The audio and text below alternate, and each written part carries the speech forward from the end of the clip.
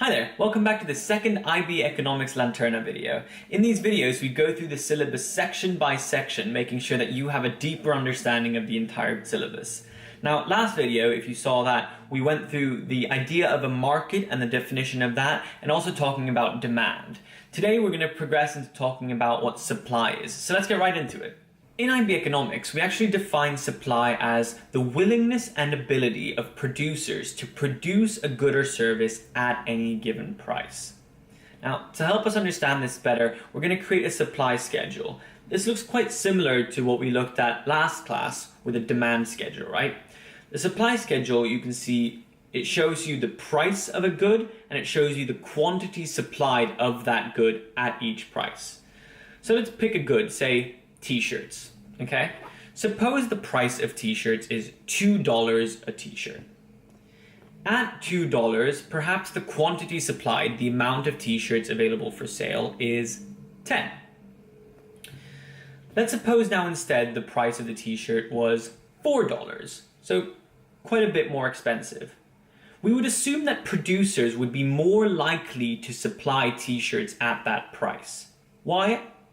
They have more ability to make profit, right? So perhaps at that price, we have 15 t-shirts supplied as well, because there's maybe more sellers in the market, or those people who are selling t-shirts will be likely to want to sell more t-shirts as they make a larger profit off of them. We can show the same if the price were to go up to 6 per t-shirt, the quantity supplied might increase to 20 t-shirts, right? And if the price is all the way up at $8 a t-shirt, perhaps the quantity supplied is 25. So what we've created here is a supply schedule. We show the quantity supplied of t-shirts at these different price points.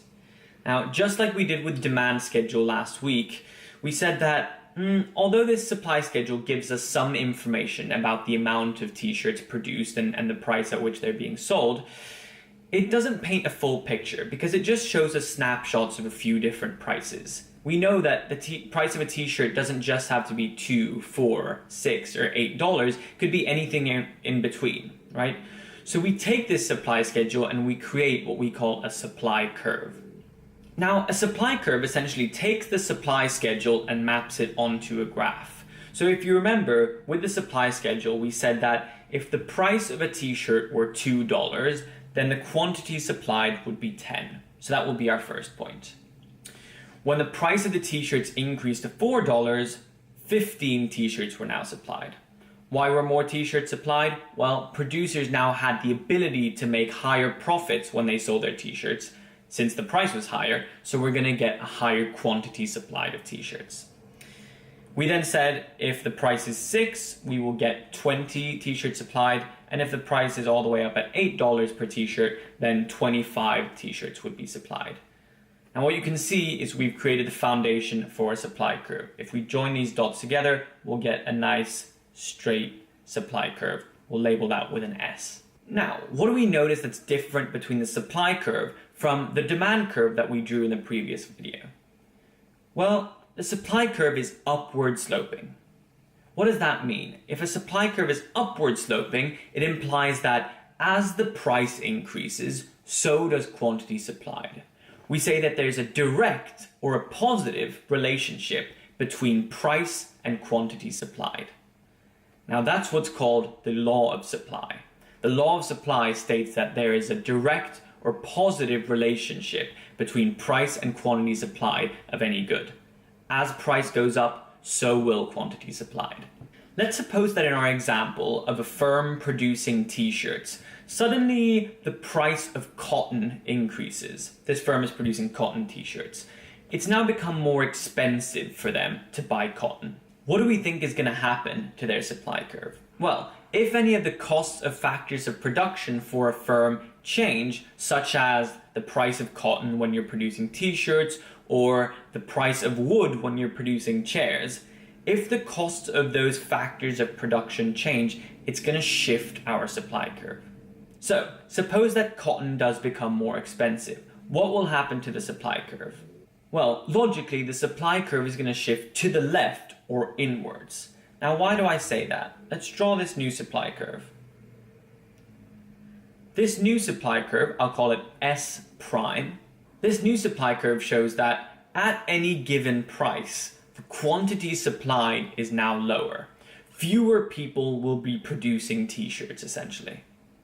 Which is logical. If it becomes more expensive to produce t-shirts, there will be fewer firms that will be producing t-shirts. Or those firms that are producing t-shirts are making a smaller profit and therefore will produce fewer. However, if the cost of factors of production decrease, and so the price of cotton in this example were to decrease, then the supply curve would shift outwards instead. So, the cost of factors of production are what we call a non-price determinant of supply. These non-price determinant of supplies are factors that will cause the supply curve to shift right or left. The second non-price determinant of supply that I'd like to talk about is the price of related goods.